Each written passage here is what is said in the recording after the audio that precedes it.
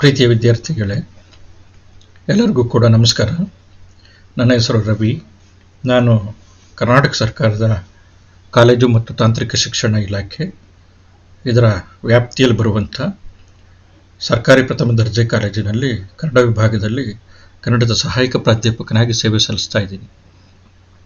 ಪ್ರಸ್ತುತ ದಾವಣಗೆರೆ ವಿಶ್ವವಿದ್ಯಾಲಯ ತನ್ನ ವ್ಯಾಪ್ತಿಯ ಅಧೀನ ಕಾಲೇಜುಗಳಲ್ಲಿ ಅಂತಿಮ BA ಐಚ್ಛಿಕ ಕನ್ನಡದ ವಿದ್ಯಾರ್ಥಿಗಳಿಗೆ 6ನೇ ಸೆಮ್ನ ಪತ್ರಿಕೆಯಾಗಿ 6.2ರ ಪತ್ರಿಕೆ ಆಗಿ ತೌಲನಿಕ ಅಧ್ಯಯನ ಮತ್ತು ಅದರ ಪಠ್ಯಗಳು ಅನ್ನುವಂಥ ಒಂದು ಪತ್ರಿಕೆಯನ್ನು ನಿಗದಿಪಡಿಸಿದೆ.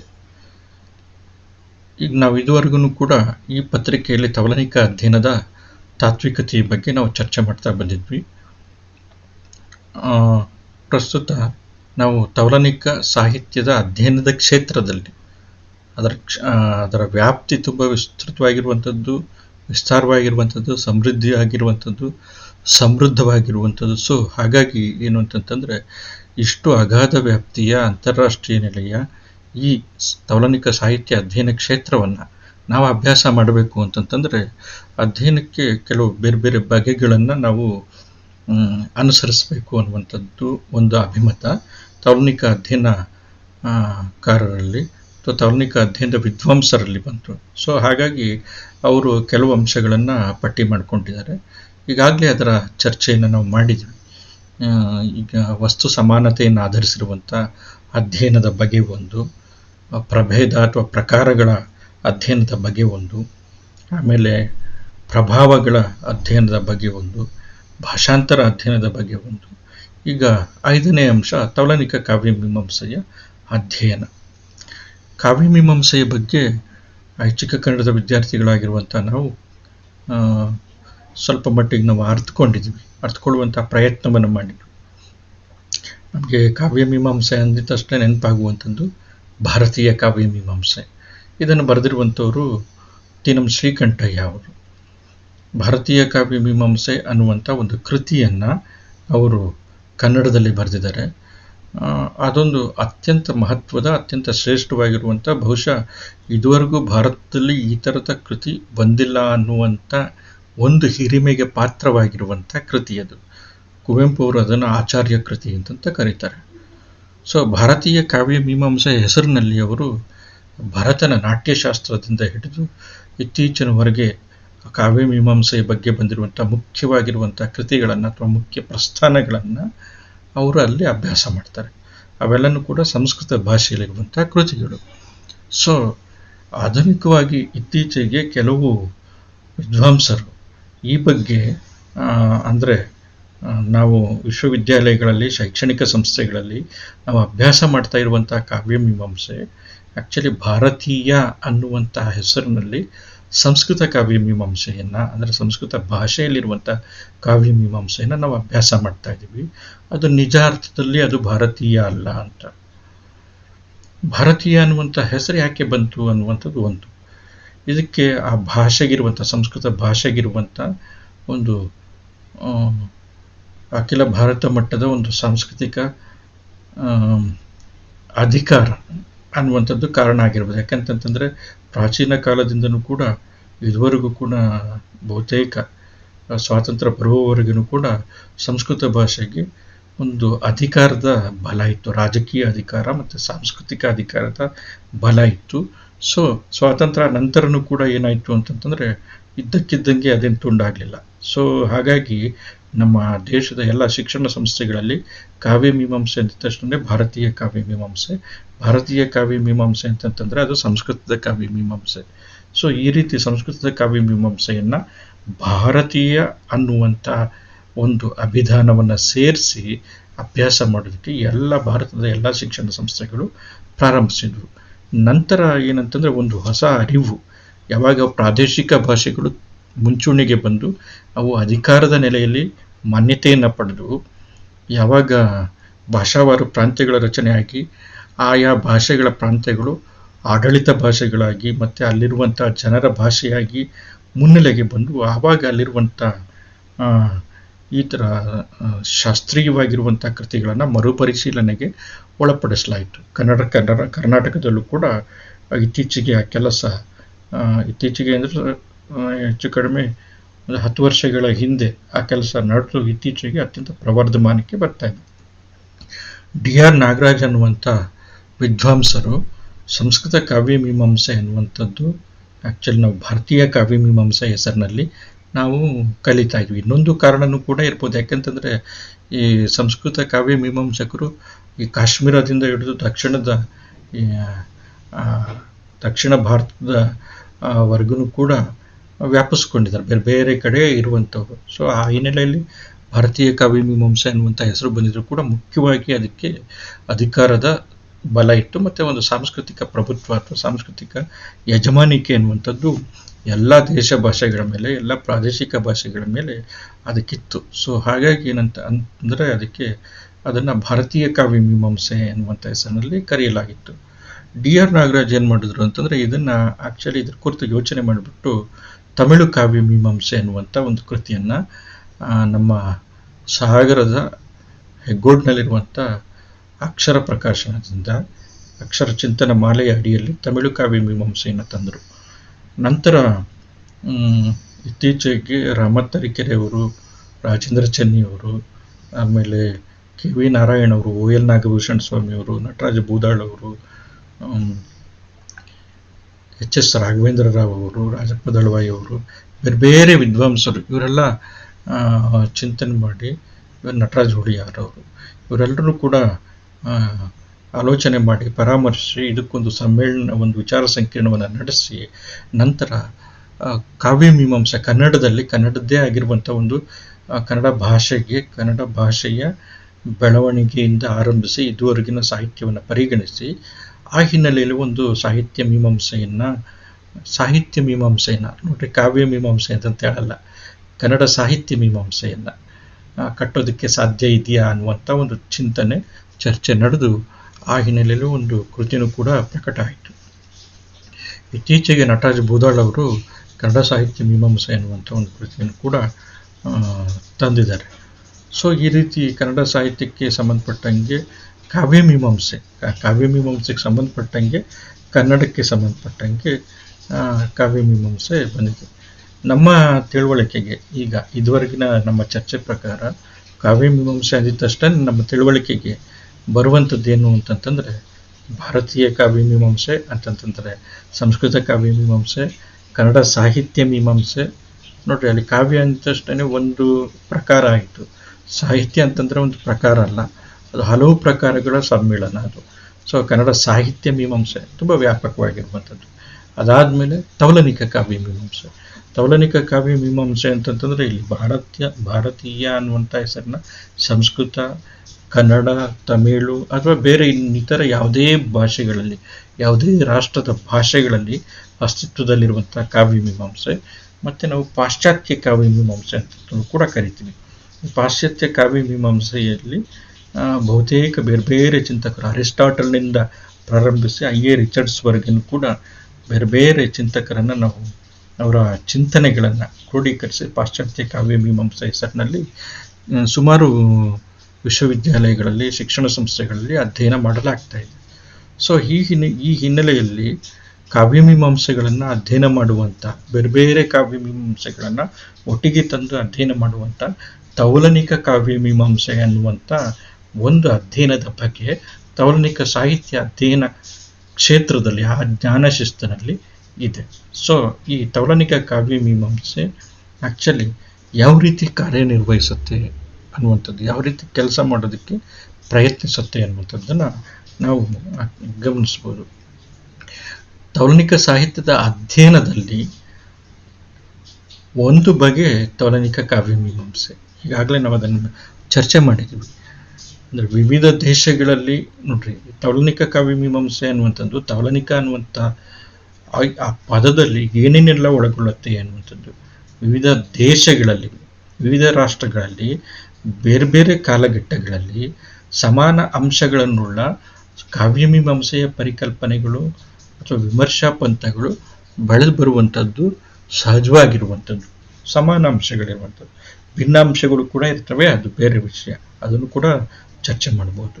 ಆದರೆ ಸಮಾನ ಅಂಶಗಳು ಇದ್ದಾವೆ ಬೇರೆ ಬೇರೆ ದೇಶದ ಕಾವ್ಯಮೀಮಾಂಸೆಗಳಲ್ಲಿ. ಸೊ ಉದಾಹರಣೆಗೆ ಪಾಶ್ಚಾತ್ಯ ಕಾವ್ಯ ಮೀಮಾಂಸೆಯಲ್ಲಿ ಅರಿಸ್ಟಾಟಲ್ ಏನು ಮಾಡ್ತಾನೆ ಅಂತಂದರೆ, ಒಂದು ಕೃತಿಯ ಅಧ್ಯಯನದ ಮುಖ್ಯ ಉದ್ದೇಶ ಏನು ಅನ್ನುವಂಥದ್ದನ್ನು ಚರ್ಚೆ ಮಾಡುವಂಥ ಸಂದರ್ಭದಲ್ಲಿ ಅವನು ಕಥಾರ್ಸಿಸ್ ಅಥವಾ ಕೆಥಾರ್ಸಿಸ್ ಅನ್ನುವಂಥ ಒಂದು ಪರಿಕಲ್ಪನೆಯನ್ನು ಅವನು ತರ್ತಾನೆ, ಚರ್ಚೆ ಮಾಡ್ತಾನೆ. ಅಂದರೆ ಭಾವಶೋಧನೆ ಅನ್ನುವಂಥ ಅರ್ಥದಲ್ಲಿ ಅಥವಾ ಶೋಧನೆ ಅನ್ನುವಂಥ ಅರ್ಥದಲ್ಲಿ, ಹುಡುಕೋದು ಅನ್ನುವಂಥದ್ದು ಅರ್ಥದಲ್ಲಿ. ಅಂದರೆ ಏನನ್ನು ಹುಡುಕೋದು? ಭಾವಗಳನ್ನು ಅಥವಾ ಯಾವ ಭಾವನೆಗಳನ್ನು ಒಂದು ಕೃತಿ ಮೂಡಿಸುತ್ತೆ ಅನ್ನುವಂಥದ್ದು, ಇದರ ಶೋಧನೆ ಅನ್ನುವಂಥದ್ದು. ಅದು ಮೂಡಿಸುತ್ತಾ ಅಥವಾ ಆ ಭಾವನೆಗಳನ್ನು ನಮ್ಮ ಮನಸ್ಸಲ್ಲಿ ಮೂಡಿಸುತ್ತಾ ಅಥವಾ ಭಾವನೆಗಳನ್ನು ಹೊರ ಚೆಲ್ಲುತ್ತಾ ಅನ್ನುವಂಥದ್ದು. ನಮ್ಮಲ್ಲಿ ಅದು ಆ ಭಾವನೆಗಳನ್ನು ಉದ್ದೀಪಿಸುತ್ತಾ, ಇರುವಂಥ ಭಾವನೆಗಳನ್ನು ಉದ್ದೀಪಿಸುತ್ತಾ ಅಥವಾ ಅದು ಅವುಗಳನ್ನು ನಮ್ಮಿಂದ ಹೊರ ಹಾಕುತ್ತಾ ಅನ್ನುವಂಥದ್ದು. ಸೊ ಹಾಗಾಗಿ ಭಾವಶೋಧನೆ ಅನ್ನುವಂಥದ್ದನ್ನು, ಕೆಥಾರ್ಸಿಸ್ ಅನ್ನುವಂಥದ್ದನ್ನು ಈ ಅರ್ಥದಲ್ಲೇ ಬಳಸಲಾಗಿದೆ. ಭಾವನೆಗಳನ್ನು ಹೊರ ಹಾಕೋದು ಅಥವಾ ಭಾವನೆಗಳನ್ನು ಉದ್ದೀಪಿಸೋದು ಅನ್ನುವಂಥದ್ದು. ಈ ಎರಡೂ ಅರ್ಥಗಳ ಬಗ್ಗೆ ವಿದ್ವಾಂಸರಲ್ಲಿ ತುಂಬ ಭಿನ್ನಾಭಿಪ್ರಾಯಗಳಿದೆ, ಚರ್ಚೆಗಳಿದೆ, ಅದು ಬೇರೆ ವಿಷಯ.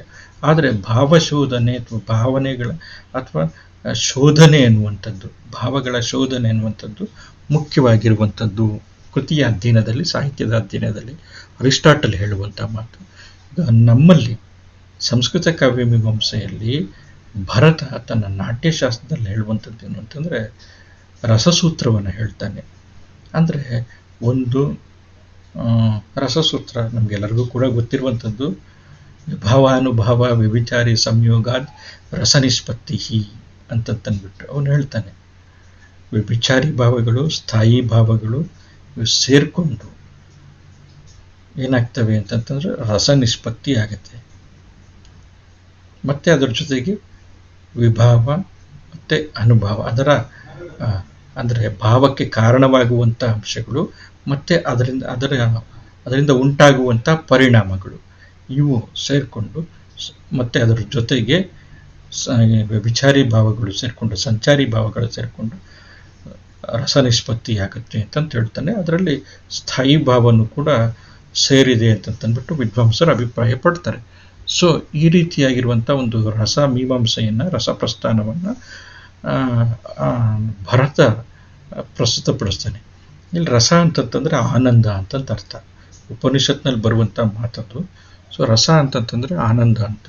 ಒಂದು ಕೃತಿಯ ಅಧ್ಯಯನದ ಮುಖ್ಯವಾಗಿರುವಂಥ ಉದ್ದೇಶ ಏನು ಅಂತಂತಂದರೆ, ಆ್ಯಕ್ಚುಲಿ ಈ ಆನಂದವನ್ನು ಪಡೆಯುವಂಥದ್ದು, ಆನಂದದ ಸೃಜನೆ ಆಗುತ್ತೆ. ಅದು ಯಾರಲ್ಲಾಗುತ್ತೆ? ಅವನು ಬರಿತಾ ಇರುವಂಥದ್ದು ನಾಟ್ಯಶಾಸ್ತ್ರ ಬರೆದಿರುವಂಥದ್ದು, ಅಂದರೆ ನಾಟ್ಯಕ್ಕೆ ಸಂಬಂಧಪಟ್ಟಿರುವಂಥದ್ದು, ನೃತ್ಯಕ್ಕೆ ಸಂಬಂಧಪಟ್ಟಿರುವಂಥದ್ದು, ನಾಟಕಕ್ಕೆ ಸಂಬಂಧಪಟ್ಟಿರುವಂಥದ್ದು. ಸೊ ಅದು ಯಾರಲ್ಲಾಗತ್ತೆ? ಅನುಕರಿಸ್ತಾ ಇರುವಂಥ ಅನುಕರ್ತರಲ್ಲಾಗುತ್ತಾ ಅಥವಾ ಯಾರನ್ನ ಅನುಕರಿಸ್ತಾ ಇದ್ದಾರೆ ಮೂಲ ಪಾತ್ರಗಳನ್ನು, ರಾಮನನ್ನು ಅಥವಾ ಕೃಷ್ಣನನ್ನು, ಹರಿಶ್ಚಂದ್ರನನ್ನು, ಆ ಅನುಕಾರ್ಯರಲ್ಲಿ ಇರುವಂಥದ್ದು ಇವರಿಗೆ ಬರುತ್ತೆ. ಅಥವಾ ನೋಡ್ತಾ ಇರುವಂಥ ಪ್ರೇಕ್ಷಕರಲ್ಲಿ ಆ ರಸ ನಿಷ್ಪತ್ತಿಯಾಗತ್ತಾ ಅನ್ನುವಂಥದ್ದು ಒಂದು ಚರ್ಚೆ. ಆದರೆ ಇವೆರಡೂ ಅಂಶಗಳಿದೆಯಲ್ಲ, ಕಥಾರ್ಸಿಸ್ ಅನ್ನುವಂಥದ್ದು ಮತ್ತು ರಸ ಅನ್ನುವಂಥದ್ದು, ಇವೆರಡನ್ನೂ ಕೂಡ ಸಮಾನವಾಗಿರುವಂಥ ಅಂಶಗಳು, ಹತ್ತಿರ ಬರುವಂಥ ಅಂಶಗಳು.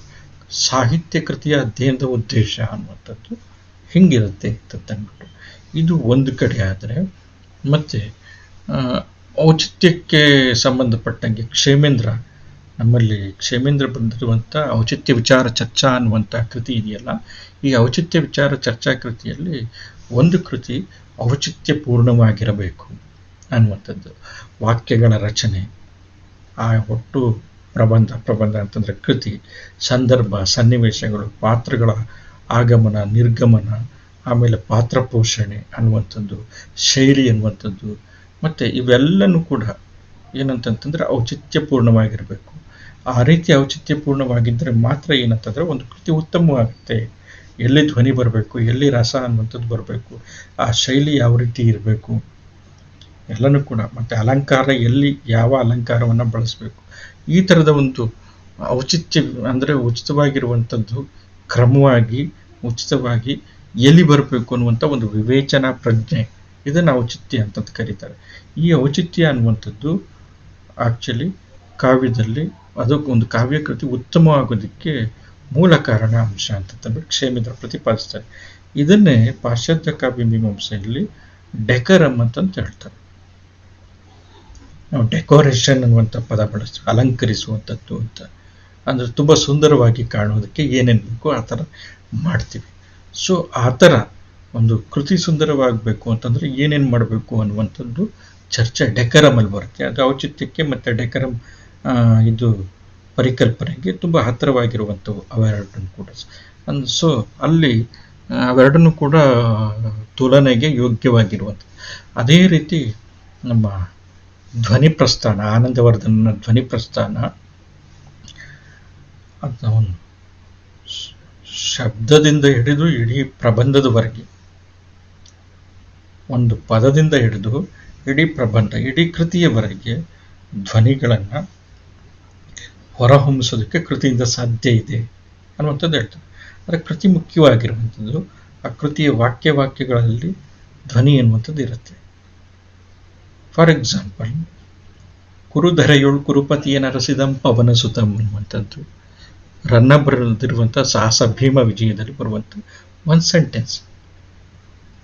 ಯುದ್ಧದ ಕೊನೆ ದಿವಸ ಮಧ್ಯಾಹ್ನ, 18 ದಿವಸದ ಯುದ್ಧ, 18ನೇ ದಿವಸದ ದಿನ ಮಧ್ಯಾಹ್ನ ಎಲ್ಲವನ್ನು ಕೂಡ ಕಳ್ಕೊಂಡಿದ್ದಾನೆ. ಈ ಯಾರು ದುರ್ಯೋಧನ ತನ್ನ 11 ಅಕ್ಷೋಹಿಣಿ ಬಲವನ್ನು, ಸೇನಾ ಬಲವನ್ನು ಕಳ್ಕೊಂಡಿದ್ದಾನೆ. ತನ್ನ ಬಂಧು ಬಾಂಧವರೆಲ್ಲ ಮೃತರಾಗಿದ್ದಾರೆ. ವೈಶಂಪಾಯನ ಕುಳದಲ್ಲಿ ಅಡಗಿಕೊಂಡಿದ್ದಾನೆ. ಅದು ಕುರುಕ್ಷೇತ್ರ ದುರ್ಯೋಧನನ ಆಡಳಿತದ ವ್ಯಾಪ್ತಿಗೆ ಬರುವಂಥದ್ದು. ಸೊ ರಾಜನಾಗಿರುವಂಥವನು ಒಂದು ಪ್ರದೇಶಕ್ಕೆ ಬರ್ತಿದ್ದಾನೆ ಅಂತಂದರೆ ಒಂದಿಮಾಗದರು ರಾಜಛತ್ರವನ್ನು ಹಿಡಿಯುವಂಥವರು, ಶ್ವೇತಛತ್ರವನ್ನು ಹಿಡಿಯುವಂಥವರು, ಚಾಮರ ಬೀಸುವಂಥವರು, ದಾಸಾನುದಾಸರು, ದಾಸಿಯರು, ರಾಜಪರಿವಾರದವರು, ಮಂತ್ರಿಗಳು, ಸೇನಾನಿಗಳು, ನೂರಾರು ಜನ, ಸಾವಿರಾರು ಜನ ಹಿಂದೆ ಮುಂದೆ ಎಲ್ಲನೂ ಕೂಡ ಇರ್ತಾರೆ. ಒಬ್ಬ ರಾಜ ಇಲ್ಲಿ ಬರ್ತಿದ್ದಾನೆ ಅಂತಂದರೆ ಇವೆಲ್ಲರೂ ಕೂಡ ಇರ್ತಾರೆ. ನೀವು ಹೆಚ್ಚು ಕಡಿಮೆ ಕಿಲೋಮೀಟರ್ ಗಟ್ಟಲೆ ದೂರದಿಂದ ನೋಡಿದ ತಕ್ಷಣ ಗೊತ್ತಾಗ್ಬಿಡುತ್ತೆ, ಓ ಇವರು ಬರ್ತಾ ಇದ್ದಾರೆ. ರಾಜತ್ವದ ಪ್ರಭಾವ ಹಂಗಿರುತ್ತೆ, ರಾಜತ್ವದ ಅಧಿಕಾರ ಅನ್ನುವಂಥದ್ದು ಹಂಗಿರುತ್ತೆ. ಸೊ ಇಲ್ಲೇನಾಗ್ತಾ ಇದೆ ಅಂತಂತಂದರೆ, ಅವಂದೇ ಆಗಿರುವಂಥ ಭೂಮಿಯಲ್ಲಿ ಕೌರವನ ಅಥವಾ ದುರ್ಯೋಧನನ ಭೂಮಿಯಲ್ಲಿ ದುರ್ಯೋಧನನ್ನೇ ಹುಡುಕ್ತಾ ಇದ್ದಾನೆ. ಅವನು 11 ಅಕ್ಷೋಹಿಣಿ ಬಲದ ಸಾರ್ವಭೌಮ ಚಕ್ರವರ್ತಿ. ಒಬ್ಬ ಚಕ್ರವರ್ತಿಯನ್ನ ಒಬ್ಬ ಅನಾಮಿಕನನ್ನು ಹುಡುಕುವಂಗೆ ಹುಡುಕ್ತಾ ಇದ್ದಾನೆ ಅಂತಂದ್ರೆ ಎಂಥ ದೈನೇಸಿ ಸ್ಥಿತಿಗೆ ಬಂದು ಬಿದ್ದಿದ್ದಾನೆ ಈ ದುರ್ಯೋಧನ ಅನ್ನುವಂಥ ಧ್ವನಿಯನ್ನ ಹೊಮ್ಮಿಸ್ತಾ ಇದ್ದಾನೆ ಯಾರನ್ನ. ಕುರುಧರೆಯಲ್ಲಿ, ಎಲ್ಲೂ ಕೂಡ ಅಲ್ಲ, ಒಂದೇ ಭೂಮಿಯಲ್ಲಿ ಕುರುಪತಿಯನ್ನ ನೋಡಿ, ವರ್ಡ್ ಹೆಂಗ್ ಬೆಳೆಸ್ತಿದ್ದಾನೆ, ಕುರುಪತಿಯನ್ನ, ಕುರು ರಾಜ್ಯದ ಚಕ್ರವರ್ತಿಯನ್ನ, ಕುರುಪತಿಯನ್ನ ಅರಸಿದ ಪವನ ಸುತ ಅರಸ್ತಾ ಇದ್ದಾನೆ, ಹುಡುಕ್ತಾ ಇದ್ದಾನೆ. ಹುಡುಕೋದು ಯಾರು? ಪವನ ಸುತ. ಪವನ ಸುತ ಅಂತಂದ್ರೆ ವಾಯುಪುತ್ರ. ವಾಯುಪುತ್ರ ಅಂತಂತಂದ್ರೆ ವಾಯುಪುತ್ರ ಅನ್ನುವಂಥ ಪದನೂ ಕೂಡ ಹೆಂಗ್ ಬಳಸಿದಾನೆ ನೋಡ್ರಿ ಅವ್ರು. ಭೀಮ ಅಂತ ಹೇಳಿಲ್ಲ, ಪವನ ಸುತ. ಯಾಕಂದ್ರೆ ವಾಯುವಿಗೆ ಒಂದು ವೇಗ ಇರುತ್ತೆ, ವಾಯುವೇಗ ಅಂತ ಕರೀತಾರೆ. ತುಂಬ ತೀಕ್ಷ್ಣವಾಗಿರುವಂಥ, ಬಲವಾಗಿರುವಂಥ ವೇಗ ಅದ್ರದ್ದು. ಸೊ ಅಷ್ಟು ವೇಗದಲ್ಲಿ ಏನ್ ಮಾಡ್ತಿದ್ದಾನೆ ಅಂತ ಹುಡುಕ್ತಾ ಇದ್ದಾನೆ, ಎಲ್ಲಿದ್ದಾನೆ ಅಂತ ತಂದ್ಬಿಟ್ಟು. ಧ್ವನಿ ಅಂದ್ರೆ ಈ ಒಂದು ಸೆಂಟೆನ್ಸೇ ಧ್ವನಿಪೂರ್ಣವಾಗಿ ಬೆಳೀತಾ ಹೋಗುತ್ತೆ. ಹಿಂಗಿರುತ್ತೆ ಧ್ವನಿ ಅನ್ನುವಂಥದ್ದು. ಸೊ ಹಿಂಗೆ ಒಂದೊಂದು ಸಾಲನ್ನ ಇಟ್ಕೊಂಡು ಧ್ವನಿ ಸಿದ್ಧಾಂತ ಏನ್ ಮಾಡುತ್ತೆ ಅಂತಂದ್ರೆ, ಧ್ವನಿ ಪ್ರಸ್ಥಾನ ಏನ್ ಮಾಡುತ್ತೆ ಅಂತಂದ್ರೆ ಅರ್ಥವನ್ನ ಹೊಮ್ಮಿಸ್ತಾ ಹೋಗುತ್ತೆ. ಇದಕ್ಕೆ ಸಂವಾದಿಯಾಗಿರುವಂಥದ್ದು ಪಾಶ್ಚಾತ್ಯರಲ್ಲಿ ರೂಪನಿಷ್ಠ ವಿಮರ್ಶೆ ಅನ್ನುವಂಥದ್ದು. ಈ ರೂಪನಿಷ್ಠ ವಿಮರ್ಶೆನೂ ಕೂಡ ಕೃತಿ ಕೇಂದ್ರಿತವಾಗಿರುವಂಥ ವಿಮರ್ಶೆ. ಸೊ ಇದೇನ್ ಮಾಡುತ್ತೆ ಅಂತಂದ್ರೆ, ಒಂದು ಕೃತಿಯನ್ನ ಕೇಂದ್ರವಾಗಿಟ್ಕೊಂಡು ಅದರಲ್ಲಿರುವಂಥ ಪ್ರತಿಯೊಂದು ಪದಗಳು, ಆ ಪದಗಳಿಗಿರುವಂತಹ ಸಂಬಂಧ, ಸಾಲುಗಳಿಗಿರುವಂತಹ ಸಂಬಂಧ, ಅಲ್ಲಿರುವಂತಹ ಪ್ರತೀಕಗಳು, ಉಪಮೆಗಳು, ರೂಪಕಗಳು, ಆಮೇಲೆ ಪ್ರತಿಮೆಗಳು, ಇವುಗಳಿಗಿರುವಂತಹ ಸಂಬಂಧ, ಇವನ್ನೆಲ್ಲ ಒಟ್ಟಂದದಲ್ಲಿ ಗ್ರಹಿಸಿ ಒಟ್ಟ ಆ ಕೃತಿಯ ಅರ್ಥ ಏನು ಅನ್ನುವಂಥದ್ದನ್ನ ಗ್ರಹಿಸೋದಕ್ಕೆ ಪ್ರಯತ್ನ ಪಡ್ತಾರೆ. ಸೊ ಈ ರೀತಿ ಇರುವಂಥದ್ದು ಸಮಾನತೆ ಎನ್ನುವಂಥದ್ದು, ಸಮಾನ ಅಂಶಗಳು ಈ ರೀತಿ ಇದ್ದಾವೆ. ತೌಲನಿಕ ಕಾವ್ಯ ಮೀಮಾಂಸೆಯಲ್ಲಿ ನಾವು ಅಧ್ಯಯನ ಮಾಡಬೇಕಾದ್ರೆ ಈ ರೀತಿಯ ಸಮಾನ ಅಂಶಗಳನ್ನು ಕಾಣೋದಕ್ಕೆ ಸಾಧ್ಯ ಇದೆ. ಆದರೆ ಇನ್ನೊಂದು ಅಂಶನೂ ಕೂಡ, ಇವೆಲ್ಲ ಸಮಾನವಾಗಿರುವಂಥದ್ದೇ ಸರಿ, ಆದರೆ ಸಮಾನ ಅಂತ ಕಾಣುವಂಥ ಈ ಅಂಶಗಳ ಜೊತೆಗೆ ಅಥವಾ ಈ ಅಂಶಗಳಲ್ಲೇ ಇಂಥ ಪ್ರಸ್ಥಾನಗಳಲ್ಲಿರುವಂಥ ಭಿನ್ನತೆಗಳನ್ನು ಕೂಡ ಗುರುತಿಸಿ, ಈ ಪ್ರಸ್ಥಾನಗಳಲ್ಲಿರುವಂಥ ಭಿನ್ನತೆಗಳನ್ನು ಗುರುತಿಸ್ಬಿಟ್ಟು ಆ ಭಿನ್ನತೆಗಳ ಸಾಂಸ್ಕೃತಿಕ ಗೃಹೀತಗಳನ್ನು ಅಥವಾ ಪ್ರೇರಣೆಗಳನ್ನು ಅಧ್ಯಯನ ಮಾಡೋದಕ್ಕೆ ಸಾಧ್ಯ ಇದೆ ಅನ್ನುವಂಥದ್ದು. ಧ್ವನಿ ಸಿದ್ಧಾಂತ ಮತ್ತು ನವ್ಯರ ರೂಪನಿಷ್ಠ ವಿಮರ್ಶೆ ಇದೆಯಲ್ಲ, ಅಥವಾ ನವ್ಯ ವಿಮರ್ಶೆ ಅಂತ ಕರೀತಾರೆ, ಎರಡಕ್ಕೂ ಇರುವಂಥ ತಾತ್ವಿಕವಾಗಿರುವಂಥ ಪ್ರೇರಣೆ ಬೇರೆ ಬೇರೆ. ಧ್ವನಿ ಅನ್ನುವಂಥದ್ದು ಸಾಂಖ್ಯ ತತ್ವದ ಸ್ಫೋಟವಾದದಿಂದ ಪ್ರೇರಿತವಾಗಿ ಅದು ಆಕ್ಚುಲಿ ರೂಪುಗೊಂಡಿರುವಂಥದ್ದು, ರೂಪ ತಳೆದಿರುವಂಥದ್ದು ಧ್ವನಿ ಪ್ರಸ್ಥಾನ ಅನ್ನುವಂಥದ್ದು. ನವ್ಯ ವಿಮರ್ಶೆ ಅನ್ನುವಂಥದ್ದು ಆಧುನೀಕರಣ, ಕೈಗಾರಿಕೀಕರಣ, ನಗರೀಕರಣ, ಒಂಟಿತನ, ಆಮೇಲೆ ಅನಾಥ ಪ್ರಜ್ಞೆ, ಆಮೇಲೆ ಪರಕೀಯತೆ, ಈ ಥರದ ಭಾವನೆಗಳು ಪಾಶ್ಚಾತ್ಯರಲ್ಲಿ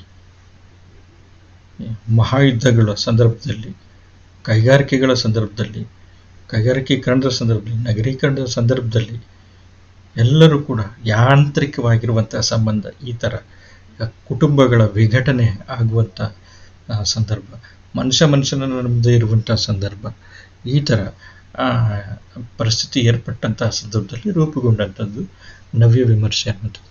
ಕೃತಿ ಮಾತ್ರ ಮುಖ್ಯ, ಸಮಾಜಕ್ಕೂ ಕೃತಿಗೂ ಯಾವ ಸಂಬಂಧನೂ ಕೂಡ ಇಲ್ಲ.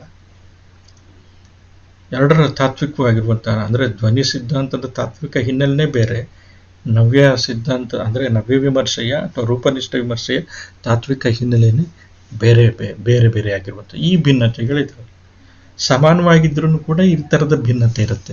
ಸೊ ಹಾಗಾಗಿ ಇಂಥ ಪ್ರಸ್ಥಾನಗಳ ಭಿನ್ನತೆಗಳನ್ನು ಗುರುತಿಸಿ ಆ ಸಮಾನತೆ ಮತ್ತು ಭಿನ್ನತೆಗಳ ಸಾಂಸ್ಕೃತಿಕ ಗೃಹೀತಗಳು, ಸಾಂಸ್ಕೃತಿಕವಾಗಿರುವಂಥ ಕಾರಣಗಳು, ಯಾವ ಕಾರಣಕ್ಕೋಸ್ಕರ ಈ ಭಿನ್ನತೆ ಬಂದಿದೆ ಅನ್ನುವಂಥ ಸಾಂಸ್ಕೃತಿಕವಾಗಿರುವಂಥ ಕಾರಣಗಳನ್ನು ಅರ್ಥ ಮಾಡ್ಕೊಳ್ಳೋದಕ್ಕೆ, ಮತ್ತು ಈ ಭಿನ್ನತೆಗೆ ಮೂಲವಾಗಿರುವಂಥ ಪ್ರೇರಣೆಗಳೇನು ಅನ್ನುವಂಥದ್ದನ್ನು ಅರ್ಥೈಸ್ಕೊಳ್ಳೋದಕ್ಕೆ, ಗ್ರಹಿಸ್ಕೊಳ್ಳೋದಕ್ಕೆ ಸಾಧ್ಯ ಆಗಿದೆ ತೌಲನಿಕ ಕಾವ್ಯ ಮೀಮಾಂಸೆಯ ಅಧ್ಯಯನದ ಸಂದರ್ಭದಲ್ಲಿ. ಮತ್ತು ಇನ್ನೊಂದು ಏನು ಅಂತಂದರೆ, ಇದರ ಮುಖಾಂತರ ತೌಲನಿಕ ಕಾವ್ಯ ಮೀಮಾಂಸೆಯ ಅಧ್ಯಯನದ ಮುಖಾಂತರ ಎರಡು ಸಾಹಿತ್ಯಗಳ ಸಂಸ್ಕೃತಿಗಳ ಅರಿವು ಹೆಚ್ಚು ಗಾಢ ಆಗುತ್ತೆ. ಈಗ ತಮಿಳು ಕಾವ್ಯ ಮೀಮಾಂಸೆ ಮತ್ತು ಕನ್ನಡ ಕಾವ್ಯ ಮೀಮಾಂಸೆಯನ್ನು ಅಧ್ಯಯನ ಮಾಡಿದರೆ, ತಮಿಳು ಕಾವ್ಯ ಮೀಮಾಂಸೆಯ ವಿಶಿಷ್ಟತೆ, ಆ ಭಾಷೆ ವಿಶಿಷ್ಟತೆ, ಅಲ್ಲಿರುವಂಥ ಸಂಸ್ಕೃತಿಯ ವಿಶಿಷ್ಟತೆ, ಅಲ್ಲಿರುವಂಥ ಕಾವ್ಯ ಮೀಮಾಂಸೆ ಹಿಂದಿನ ಸಿದ್ಧಾಂತಗಳು, ತಾತ್ವಿಕತೆಗಳು, ವೈಚಾರಿಕ ಸಂಹಿತೆಗಳೇನು ಅನ್ನುವಂಥದ್ದು ಗೊತ್ತಾಗುತ್ತೆ. ಹಾಗೆ ನಮ್ಮ ಕನ್ನಡ ಕಾವ್ಯ ಮೀಮಾಂಸೆಗಿರುವಂಥ ಅದೇ ಅಂಶಗಳು, ತಾತ್ವಿಕತೆಯ ಅಂಶಗಳು ಏನು ಅನ್ನುವಂಥದ್ದು. ಬಟ್ ಇದು ಸಾಹಿತ್ಯದ ಹೆಸರಿನಲ್ಲೇ ನಾವು ಎಲ್ಲ ಪ್ರಕಾರಗಳನ್ನು ಒಳಗೊಳ್ತಿದ್ದೀವಿ, ಬರೀ ಕಾವ್ಯ ಅಂತಂತಲ್ಲ. ಮತ್ತು ವಿಮರ್ಶನೆ ಮೀಮಾಂಸೆಯನ್ನು ಆ್ಯಕ್ಚುಲಿ ನಾವು ನಮ್ಮ ಭಾರತೀಯ ಸಂಪ್ರದಾಯ, ಅಥವಾ ಭಾರತೀಯ ಅಂದರೆ ವೈದಿಕ ಸಂಸ್ಕೃತ ಸಂಪ್ರದಾಯದ ಹಿನ್ನೆಲೆಯಲ್ಲಿ ಬರುವಂಥ ದರ್ಶನಗಳ ಹಿನ್ನೆಲೆಯಲ್ಲಿ ಮೀಮಾಂಸೆ ಅನ್ನುವಂಥ ಒಂದು ಷಡ್ದರ್ಶನಗಳ ಹಿನ್ನೆಲೆಯಲ್ಲಿ ಬರುವಂಥ ಒಂದು ದರ್ಶನವಾಗಿರುವಂಥ ಉತ್ತರ ಮೀಮಾಂಸೆ ಮತ್ತು ಪೂರ್ವ ಮೀಮಾಂಸೆಯಲ್ಲಿ ಬರುವಂಥ ಆ ಮೀಮಾಂಸೆಯ ಅರ್ಥ ಇದೆಯಲ್ಲ, ಆ ಅರ್ಥದಲ್ಲಿ ನಾವು ಬಳಸದೇ ಇಲ್ಲ. ಬದಲಾಗಿ ಇಲ್ಲಿ ಕನ್ನಡ ಸಾಹಿತ್ಯ ಮೀಮಾಂಸೆ ಅಂತಂದರೆ ಕನ್ನಡ ಸಾಹಿತ್ಯ ಚಿಂತನೆ ಅನ್ನುವಂಥ ಅರ್ಥ. ಸೊ ಇದಕ್ಕಿರುವಂಥ ತಾತ್ವಿಕವಾಗಿರುವಂಥ ಕಾರಣ ಏನು, ನಮಗೂ ಆ ಮೀಮಾಂಸೆಗೂ ಒಂದು ಅಂತರವನ್ನು ಕಾಯ್ದುಕೊಳ್ತಾ ಇದ್ವಿ. ಮತ್ತು ಈ ಚಿಂತನೆ ಅನ್ನುವಂಥ ಪದ ಹೆಚ್ಚು ಮುಕ್ತತೆಯಿಂದ ಕೂಡಿರುವಂಥದ್ದು, ರಿಜಿಡ್ನೆಸ್ ಇಲ್ಲ, ಅದಕ್ಕೆ ಜಡತ್ವ ಅನ್ನುವಂಥದ್ದಿಲ್ಲ, ಮುಕ್ತವಾಗಿರುವಂಥದ್ದು. ಸೊ ಹಾಗಾಗಿ ಮುಕ್ತ ಚಿಂತನೆಗೆ ಕನ್ನಡ ತೆರೆದುಕೊಳ್ಬೇಕು ಅನ್ನುವಂಥದ್ದು. ಮತ್ತು ಸಾಹಿತ್ಯ ಅಂತಂದರೆ ಎಲ್ಲ ಬಗೆಯ ಸಾಹಿತ್ಯ, ಮತ್ತು ಇದು ಹೆಚ್ಚು ಪ್ರಜಾಸತ್ತಾತ್ಮಕವಾಗಿರಬೇಕು, ಭಿನ್ನ ಅಭಿಪ್ರಾಯಗಳಿಗೆ ಮಾನ್ಯತೆ ಕೊಡಬೇಕು ಅನ್ನುವಂಥದ್ದು. ಈ ಥರದ ತಾತ್ವಿಕತೆ, ಈ ಹಿನ್ನೆಲೆಯಲ್ಲಿ ಕನ್ನಡ ಸಾಹಿತ್ಯ ಮೀಮಾಂಸೆ ರೂಪುಗೊಳ್ತಾ ಇದೆ. ಸೊ ಅಲ್ಲಿ ವಚನ ಸಾಹಿತ್ಯದ ಹಿನ್ನೆಲೆ ಇದೆ, ಬೆಂಬಲ ಇದೆ, ಬೌದ್ಧ ಸಾಹಿತ್ಯದ ಹಿನ್ನೆಲೆ ಇದೆ, ಬೆಂಬಲ ಇದೆ, ತತ್ವಪದಗಳ ಬೆಂಬಲ ಇದೆ ಅಥವಾ ಹಿನ್ನೆಲೆ ಇದೆ, ಇವೆಲ್ಲನೂ ಕೂಡ ಏನು ಮಾಡ್ತಾ ಇದೆ ಅಂತಂತಂದರೆ ವರ್ಕ್ ಮಾಡ್ತಾ ಇದೆ, ಕೆಲಸ ಮಾಡ್ತಾ ಇದೆ. ಸೊ ಈ ಹಿನ್ನೆಲೆಯಲ್ಲಿ ಎರಡು ಸಾಹಿತ್ಯಗಳ ಸಂಸ್ಕೃತಿಗಳ ಅರಿವು ಹೆಚ್ಚಿಗಾಡ ಆಗುತ್ತೆ. ಒಂದು ಪಾಶ್ಚಾತ್ಯ ಕಾವ್ಯ ಮೀಮಾಂಸೆ ಮತ್ತು ಕನ್ನಡ ಕಾವ್ಯ ಮೀಮಾಂಸೆಯನ್ನು ನಾವು ಅಭ್ಯಾಸ ಮಾಡಿದ್ರು ಕೂಡ ಇದು ಗೊತ್ತಾಗುತ್ತೆ, ಅಥವಾ ಸಂಸ್ಕೃತ ಕಾವ್ಯ ಮೀಮಾಂಸೆ ಮತ್ತು ಪಾಶ್ಚಾತ್ಯ ಕಾವ್ಯ ಮೀಮಾಂಸೆಯನ್ನು ಅರ್ಥ ಮಾಡಿದ್ದು ಓದಿದ್ರು ಅಥವಾ ವ್ಯಾಸಂಗ ಮಾಡುವಂಥ ಪ್ರಯತ್ನ ಮಾಡಿದ್ರು ಕೂಡ ಈ ಭಿನ್ನತೆಗಳ ಮತ್ತು ಅದರ ಹಿಂದೆ ಇರುವಂಥ ತಾತ್ವಿಕ ಕಾರಣಗಳು ಮತ್ತು ಆಯಾ ಪರಿಕಲ್ಪನೆಗಳು ಮೂಡೋದಕ್ಕೆ ಇರುವಂಥ ಪ್ರೇರಣೆಗಳೇನಿದೆ ಅಥವಾ ಅಲ್ಲಿರುವಂಥ ಒಂದು ವೈಚಾರಿಕ ಚಿಂತನಾ ಧಾರೆಗಳು ಏನಿದ್ವು ಅನ್ನುವಂಥದ್ದೆಲ್ಲನೂ ಕೂಡ ತಿಳಿಯೋದಕ್ಕೆ ಸಾಧ್ಯ ಭಿನ್ನತೆಗಳ ಮುಖಾಂತರ. ಆಮೇಲೆ ಇದು ತೌಲನಿಕ ಕಾವ್ಯ ಮೀಮಾಂಸೆ ಈ ಥರದ ಅರಿವಿದೆಯಲ್ಲ, ಅದು ಒಂದು ದೇಶದ ಕೀಳರಿಮೆಯನ್ನು ನಿವಾರಿಸ್ಬಿಟ್ಟು ಒಂದು ಸಾಂಸ್ಕೃತಿಕ ಪ್ರತಿಷ್ಠೆಗೆ ಅದು ಎಡೆ ಮಾಡಿಕೊಡುತ್ತೆ ಅಂತ. ಯಾಕಂತಂದರೆ ತೌಲನಿಕ ಕಾವ್ಯ ಮೀಮಾಂಸೆ ಅನ್ನುವಂಥದ್ದು ತುಂಬ ಗಂಭೀರವಾಗಿರುವಂಥ, ಇವನ್ ಕಾವ್ಯ ಮೀಮಾಂಸೆನೇ ತುಂಬ ಗಂಭೀರವಾಗಿರುವಂಥ ಒಂದು ಅಧ್ಯಯನ ಶಿಸ್ತು. ಅದು ಮನುಷ್ಯನ ಕಲಾವಂತಿಕೆಯ ಅಥವಾ ಮನುಷ್ಯನ ಸೂಕ್ಷ್ಮತೆಯ, ಮನುಷ್ಯನ ಪ್ರತಿಭೆಯ ಅತ್ಯುನ್ನತವಾಗಿರುವಂಥ ಸಿದ್ಧಿಯಾಗಿರುವಂಥ ಸಾಹಿತ್ಯದ ಬಗ್ಗೆ ಚರ್ಚೆ ಮಾಡುತ್ತೆ. ಸೊ ಹಾಗಾಗಿ ಒಂದು ಕಾವ್ಯ ಮೀಮಾಂಸೆ ಅಂತಂತಂದರೆ ಆ ಸಂಸ್ಕೃತಿಯಲ್ಲಿರುವಂಥ ಅತ್ಯಂತ ಶ್ರೇಷ್ಠವಾಗಿರುವಂಥ ಅಂಶಗಳ ಚಿಂತನೆ ಮಾಡುವಂಥ ಒಂದು ಅಧ್ಯಯನ ಶಿಸ್ತು ಅಂತಂತ ಅರ್ಥ. ಸೊ ಹಾಗಾಗಿ ಪ್ರತಿ ದೇಶಗಳಲ್ಲಿರುವಂಥ ಅಥವಾ ಮುಖ್ಯವಾಗಿರುವಂಥ ಈ ಕಾವ್ಯ ಮೀಮಾಂಸೆಯ ಪ್ರಸ್ಥಾನಗಳೇನಿದೆ, ಎಲ್ಲೆಲ್ಲಿದ್ದಾವೆ ಕಾವ್ಯ ಮೀಮಾಂಸೆ, ಅದು ಆಯಾ ದೇಶದ ಹಿರಿಮೆಯ ಸಂಗತಿಗಳಾಗ್ತವೆ. ಸೊ ಇದನ್ನು ಕೂಡ ಏನು ಅಂತಂತಂದರೆ ಒಂದು ಕಾವ್ಯ ಮೀಮಾಂಸೆ ಅಲ್ಲಿ ಅಸ್ತಿತ್ವದಲ್ಲಿದೆ ಅಂತಂತಂದರೆ ಅದು ಆಯಾ ದೇಶದ ಸಾಂಸ್ಕೃತಿಕ ಸಾಧನೆ, ಆಯಾ ದೇಶದ ಪ್ರತಿಷ್ಠೆಯ ಸಂಕೇತ, ಆತ್ಮಾಭಿಮಾನಕ್ಕೆ ಸಂಕೇತ ಆಗುತ್ತೆ. ಹಾಗಾಗಿ ಏನು ಅಂತಂತಂದರೆ ಪ್ರತಿಯೊಂದು ಭಾಷೆನೂ ಕೂಡ ತಮ್ಮದೇ ಆಗಿರುವಂಥ ಕಾವ್ಯ ಮೀಮಾಂಸೆಯನ್ನು ಅಥವಾ ಸಾಹಿತ್ಯ ಮೀಮಾಂಸೆಯನ್ನು ಕಟ್ಕೊಳ್ಳುವಂಥ ಒಂದು ಪ್ರಯತ್ನವನ್ನು ಮಾಡ್ತಾ ಇದ್ದಾವೆ. ಕನ್ನಡ ಅಂತ ಆ ಪ್ರಯತ್ನವನ್ನು ಕವಿರಾಜ ಮಾರ್ಗದ ಕಾಲದಿಂದನೇ ಮಾಡ್ಕೊಂಡು ಬಂದಿತ್ತು. ಸೊ ಹಾಗಾಗಿ ಏನು ಅಂತಂತಂದರೆ ಅಲ್ಲಿ ಸಂಸ್ಕೃತ ಕಾವ್ಯ ಮೀಮಾಂಸೆಯ ಅಂಶಗಳು ಬಹುತೇಕ ಬಂದರೂ ಕೂಡ ಅದರಲ್ಲಿ ಅದನ್ನು ಮೀರುವಂಥ ಅಂಶಗಳು ಕೂಡ ಬಂದಿದೆ. ಸೊ ಇದು ತೌಲನಿಕ ಅಧ್ಯಯನಕ್ಕೆ ಕಾರಣವಾಗುವಂಥ ಅಂಶಗಳು ಮತ್ತು ನಮ್ಮದೇ ಆಗಿರುವಂಥ ಆತ್ಮ ಸ್ವಾಭಿಮಾನವನ್ನು, ಆತ್ಮ ಪ್ರತಿಷ್ಠೆಯನ್ನು, ಆತ್ಮ ಗೌರವವನ್ನು ಉಳಿಸ್ಕೊಳ್ಳುವಂಥ ಒಂದು ಪ್ರಯತ್ನವನ್ನು ಮಾಡುವಂಥದ್ದು. ಇವತ್ತು ನಮಗೆ ಬೌದ್ಧಿಕ ಅಗತ್ಯವಾಗಿ ನಾವು ಇವತ್ತೇನು ಮಾಡ್ತಿದ್ವಿ ಅಂತಂತಂದರೆ ಕನ್ನಡ ಸಾಹಿತ್ಯ ಮೀಮಾಂಸೆಯನ್ನು ಮತ್ತು ಸಾಂಸ್ಕೃತಿಕ ಅಗತ್ಯವಾಗಿ, ಸಾಂಸ್ಕೃತಿಕ ಜವಾಬ್ದಾರಿಯಾಗಿ, ಕನ್ನಡದ ಗುರುತಾಗಿ, ಐಡೆಂಟಿಟಿ ಅಂತೇನು ಹೇಳ್ತೀವಿ ಅದರ ಗುರುತಾಗಿ ಕನ್ನಡ ಸಾಹಿತ್ಯ ಚಿಂತನೆಯನ್ನು ಕಟ್ಕೊಳ್ಳುವಂಥ ಒಂದು ಕೆಲಸವನ್ನು ಮಾಡ್ತಿದ್ವಿ. ಮತ್ತು ಅದಕ್ಕೆ ಬಹುತೇಕ ಪಂಪನಿಂದ ಹಿಡಿದು ತತ್ವಪದಕಾರರವರೆಗೆ ಬಹುತೇಕ ನಮ್ಮ ಸಾಹಿತ್ಯ ಬೇರೆ ಬೇರೆ ಸಾಹಿತ್ಯ ಪಂಥಗಳಲ್ಲಿ ಬೇಕಷ್ಟು ನಮಗೆ ಆಧಾರಗಳು ಸಿಗ್ತಾ ಹೋಗ್ತವೆ. ಮತ್ತು ಹೆಂಗೆ ಈ ಕಾವ್ಯ ಮೀಮಾಂಸೆಗಳು ಕೆಲವೊಂದು ಸತಿ ಕಾಲಘಟ್ಟಗಳಲ್ಲಿ ಅಗಾಧವಾಗಿರುವಂಥ ಅಂತರ ಇದ್ರೂ ಕೂಡ ಹೆಂಗೆ ಕೆಲವೊಂದು ಸತಿ ಸಮತೆಯನ್ನು ಕಾಣೋದಕ್ಕೆ ಸಾಧ್ಯ ಆಗುತ್ತೆ ಅನ್ನುವಂಥದ್ದು. ಈಗ ಜಾಕ್ವಿಸ್ ಡೆರಿಡಾ ಅನ್ನುವಂಥ ಒಬ್ಬ ಅತ್ಯಾಧುನಿಕವಾಗಿರುವಂಥ ಚಿಂತಕ, ನಿರಚನಾ ಸಿದ್ಧಾಂತ ಅಂತಂತ ನಾವೇನು ಕರಿತೀವಿ, ರಚನಾವಾದ, ನಿರಚನಾವಾದ ಅನ್ನುವಂಥದ್ದು. ರಚನಾವಾದ ಅನ್ನುವಂಥದ್ದು ರೂಪನಿಷ್ಠ ಪಂಥಕ್ಕೆ ಸಂಬಂಧಪಟ್ಟಿದ್ರೆ, ನಿರಚನಾವಾದ ವಸಾಹತೋತ್ತರ ಸಿದ್ಧಾಂತಗಳ ವ್ಯಾಪ್ತಿಗೆ ಬರುವಂಥದ್ದು. ಅತ್ಯಂತ ಆಧುನಿಕವಾಗಿರುವಂಥ ಆಧುನಿಕೋತ್ತರ ಚಿಂತನೆಗಳು ಅಂತ ನಾವು ಕರಿತೀವಿ. ಈ ಆಧುನಿಕೋತ್ತರ ಚಿಂತನೆಯಲ್ಲಿ ಬರುವಂಥ ಒಂದು ಚಿಂತನ ಪ್ರಸ್ಥಾನ ನಿರಚನಾ ಚಿಂತನ ಪ್ರಸ್ಥಾನ. ಇದನ್ನು ಇದನ್ನು ಸೃಜಿಸಿದಂಥವನು, ಈ ಸಿದ್ಧಾಂತವನ್ನು ಕಟ್ಟಿದಂಥವನು ಡೆರಿಡಾ, ಜಾಕ್ವಿಸ್ ಡೆರಿಡಾ ಅಂತ ಕರೀತಾರೆ ಆತನನ್ನು. ಆ ಡೆರಿಡಾನ ನಿರಚನ ಚಿಂತನೆ, ನಿರಚನ ಅಂತಂತಂದರೆ ರಚನೆ ಅಂತಂತಂದರೆ ಆ್ಯಕ್ಚುಲಿ ಒಂದು ಚೌಕಟ್ಟು, ರಚನೆ ಅಂತಂದರೆ ಒಂದು ಕನ್ಸ್ಟ್ರಕ್ಷನ್. ಆ್ಯಕ್ಚುಲಿ ಆ ಒಂದು ಕನ್ಸ್ಟ್ರಕ್ಷನ್, ರಚನೆ ಅನ್ನುವಂಥದ್ದು, ಕೃತಿ ಅನ್ನುವಂಥದ್ದು ಒಂದು ರಚನೆ, ಅದು ಫಿಕ್ಸ್ ಆಗಿರುವಂಥದ್ದು, ಹೆಂಗಿರುತ್ತೆ ಏನು ಕೂಡ ಬದಲಾಗಲ್ಲ. ಅಲ್ಲಿ ಒಂದು ಅರ್ಥ ಫಿಕ್ಸ್ ಆಗಿರುತ್ತೆ, ಅಲ್ಲಿ ವಾಕ್ಯಗಳು ಫಿಕ್ಸ್ ಆಗಿರುತ್ತೆ, ವಾಕ್ಯ ಬದಲಾಯಿಸೋದಕ್ಕಾಗೋದಿಲ್ಲ. ಆ ವಾಕ್ಯದ ಅನುಸಾರ ಅರ್ಥ ಫಿಕ್ಸ್ ಆಗಿರುತ್ತೆ. ಇಡೀ ಪ್ರಬಂಧದಲ್ಲಿರುವಂಥ, ಇಡೀ ಕೃತಿಯಲ್ಲಿರುವಂಥ ಒಟ್ಟಾರೆ ಅರ್ಥ ಫಿಕ್ಸ್ ಆಗಿರುತ್ತೆ. ಸೊ ಹಾಗಾಗಿ ಕೃತಿಗೂ ಮತ್ತು ಸಮಾಜಕ್ಕೂ ಏನು ಸಂಬಂಧ ಇರೋದಿಲ್ಲ, ಕೃತಿಯನ್ನು ಎದುರುಗಡೆ ಇಟ್ಕೊಂಡು ಅದನ್ನು ಅಧ್ಯಯನ ಮಾಡಬೇಕು ಅನ್ನುವಂಥದ್ದು ರಚನಾವಾದ ಹೇಳುವಂಥದ್ದು. ನಿರಚನ ಸಿದ್ಧಾಂತ ಏನು ಹೇಳುತ್ತೆ ಅಂತಂತಂದರೆ ಸಂಪೂರ್ಣವಾಗಿ ನಿರಾಕರಿಸುತ್ತೆ. ಏನು ಅಂತಂತಂದರೆ ನಿಮ್ಮ ಹತ್ರ ಇರುವಂಥ ಟೆಕ್ಸ್ಟ್ ಇದೆಯಲ್ಲ, ನಿಮ್ಮ ಹತ್ರ ಇರುವಂಥ ಆ ಪುಸ್ತಕ ಅಕ್ಷರಗಳು ಮಾತ್ರ, ಟೆಕ್ಸ್ಟ್ ಅಲ್ಲ ಅವೇನಿದ್ರು ಕೂಡ ಶಬ್ದಗಳು ಅಥವಾ ಅಕ್ಷರಗಳು, ಶಬ್ದಗಳು, ವಾಕ್ಯಗಳಷ್ಟೇ. ಅದಕ್ಕೆ ಅರ್ಥವನ್ನು ನೀವು ಕೊಡ್ತೀರ. ಸೊ ಹಾಗಾಗಿ ಏನು ಅಂತಂತಂದರೆ ಕೃತಿಯಲ್ಲಿ ಅರ್ಥ ಇಲ್ಲ. ಸೊ ಇಡೀ ರಚನಾವಾದವನ್ನು ಬ್ರೇಕ್ ಮಾಡಿಬಿಡ್ತಾನೆ ಯಾರು? ಡೆರಿಡಾ. ಕೃತಿಯಲ್ಲಿ ಅರ್ಥ ಅನ್ನುವಂಥದ್ದು ಇರೋದಿಲ್ಲ. ಈಗ ನಾನು ಆ್ಯಕ್ಚುಲಿ ಬೇಂದ್ರೆಯವರ ಮುಗಿಲ ಮಾರೆಗೆ ರಾಗರತಿಯ ನಂಜೆಗೇರಿತ್ತ ಆಗ ಸಂಜೆಯಾಗಿತ್ತ ಅನ್ನುವಂಥ ಕೃತಿಯನ್ನು ನಾನು ಓದಿದಾಗ ನಾನು ಅದನ್ನು ಒಂದು ರೀತಿಯಲ್ಲಿ ತುಂಬ ಅಂದರೆ ರೊಮ್ಯಾಂಟಿಕ್ ಆಗಿರುವಂಥ ಗಂಡು ಹೆಣ್ಣಿನ ಸಂಬಂಧಕ್ಕೆ ಸಂಬಂಧಪಟ್ಟಿರುವಂಥ ಪ್ರೀತಿಯ ಒಂದು ಗೀತೆ ಅಂತ ಹೇಳ್ತೀನಿ. ಇನ್ನೊಬ್ಬರು ಅದನ್ನು ಓದಿದಾಗ ಬೇರೆ ರೀತಿ ಅರ್ಥ ಮಾಡ್ಕೊಳ್ಳೋದಕ್ಕೆ ಸಾಧ್ಯ ಇದೆ. ಮುಗಿಲ ಮಾರಿಗೆ ರಾಗರತಿಯ, ರಾಗ ಅಂತಂದ್ರೆ ಪ್ರೀತಿ, ರತಿ ಅಂತಂತಂದ್ರೆ ಪ್ರಣಯ, ಪ್ರೀತಿ ಮತ್ತೆ ಪ್ರಣಯದ ನಂಜೇರ್ಬಿಟ್ಟಿದೆ, ವಿಷ ಏರ್ಬಿಟ್ಟಿದೆ ಅಂತ. ವಿಷ ಏರಿದ ಮೇಲೆ ಅದನ್ನು ಪಾರಾಗೋದಕ್ಕೆ ಸಾಧ್ಯನೇ ಇಲ್ಲ. ಮುಗಿಲ ಮಾರಿಗೆ ಮುಖಕ್ಕೆ ರಾಗರತಿಯ ಪ್ರೀತಿ ಅನ್ನುವಂಥ, ಪ್ರಣಯ ಅನ್ನುವಂಥ ವಿಷ ಏರ್ಬಿಟ್ಟಿದೆ. ಸೊ ಹಾಗಾಗಿ ಎಲ್ಲ ಕಡೆ ಆ ಪ್ರೀತಿಯ ವಿಷ ಹಬ್ಬುತ್ತಾ ಇದೆ. ಹಾಗೂ ಸಂಜೆಯಾಗಿದೆ, ಎಲ್ಲ ಕಡೆ ಪ್ರೀತಿಯ ವಿಷ. ಅವ್ರು ಹೇಳ್ತಿರುವಂಥದ್ದು ನಂಜು ಏರ್ಬಿಟ್ಟಿದೆ, ನಂಜೇರೋದು ಅಂತ. ಅಕ್ಷರಶಃ ವಿಷ ಅಂತಲ್ಲ, ನಂಜೇರೋದು ಅಂತಂದ್ರೆ ವ್ಯಾಪಿಸ್ಕೊಳ್ಳೋದು ಅಂತ ಅರ್ಥ. ಎಲ್ಲ ಕಡೆ ವ್ಯಾಪಿಸ್ಕೊಳ್ತಾ ಇದೆ.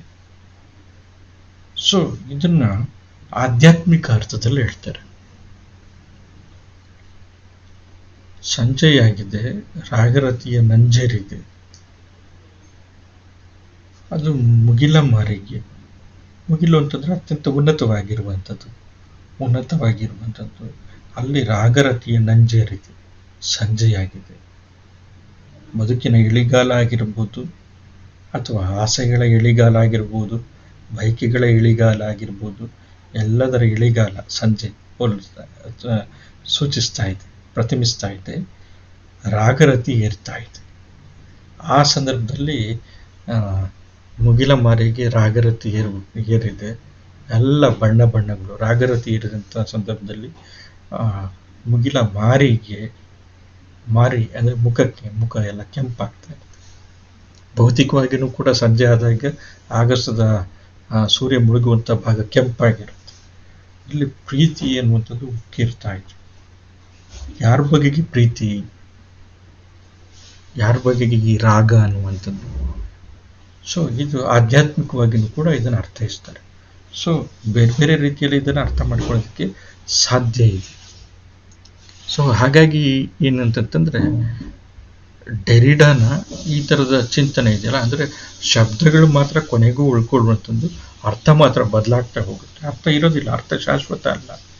ಅರ್ಥಕ್ಕೆ ಕೊಡುವಂಥದ್ದು, ಅರ್ಥಕ್ಕೆ ಆ್ಯಕ್ಚುಲಿ ನಿರಂತರತೆ ಅಂದರೆ ಒಂದು ಶಾಶ್ವತತೆ ಅನ್ನುವಂಥದ್ದು ಇರೋದಿಲ್ಲ, ಅರ್ಥ ಬದಲಾಗ್ತಾ ಇರುವಂಥದ್ದು. ಸೊ ಹಾಗಾಗಿ ಪಠ್ಯ ಅನ್ನುವಂಥದ್ದು, ಟೆಕ್ಸ್ಟ್ ಅನ್ನುವಂಥದ್ದು ಇಲ್ಲ. ಆ ಟೆಕ್ಸ್ಟ್ ರೂಪಗಳು ಅಂಥದ್ದು ನನ್ನಲ್ಲಿ, ನಾನು ರೂಪಿಸ್ತೇನೆ ಟೆಕ್ಸ್ಟನ್ನು. ನಿಮ್ಮ ಹತ್ರ ಇರೋದು ಅಕ್ಷರಗಳಷ್ಟೇ. ಈ PPT ಇರುವಂಥದ್ದು ಅಕ್ಷರಗಳು. ಇದಕ್ಕೆ ನಾನು ಅರ್ಥ ಕೊಡ್ತಾ ಇದ್ದೀನಿ, ನಾನು ಅದಕ್ಕೆ ವಿವರಣೆ ಕೊಡ್ತಾ ಇದ್ದೀನಿ. ಸೊ ಹಾಗಾಗಿ ಅದು ನನ್ನ ಇಂಟರ್ಪ್ರಿಟೇಷನ್.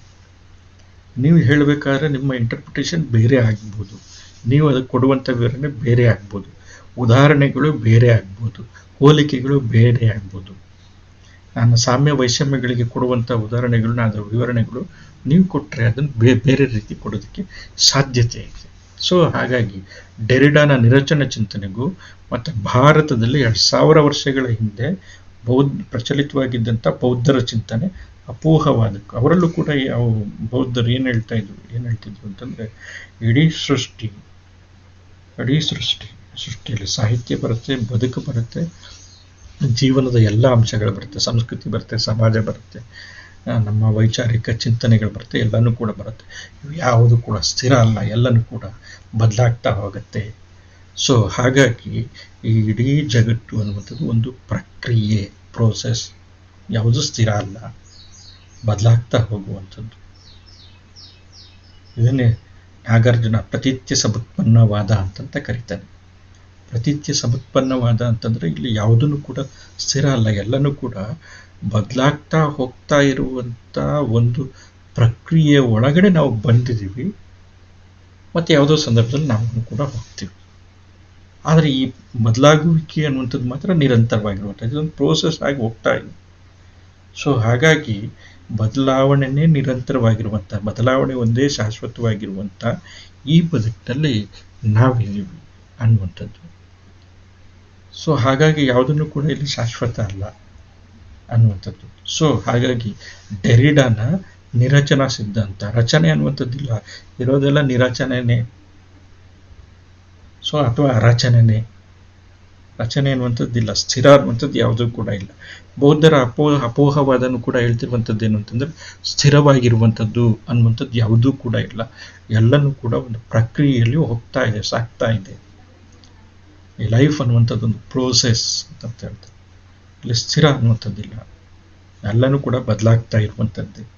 ನೋಡ್ರಿ, ಈ ಅತ್ಯಂತ ಆಧುನಿಕವಾಗಿರುವಂಥ ಆಧುನಿಕೋತ್ತರ ಚಿಂತನೆಯಲ್ಲಿ ಡೆರಿಡಾ ಹೇಳ್ತಾ ಇರುವಂಥ ಈ ಚಿಂತನಾ ಪ್ರಸ್ಥಾನ ಮತ್ತು 2000 ವರ್ಷಗಳ ಹಿಂದೆ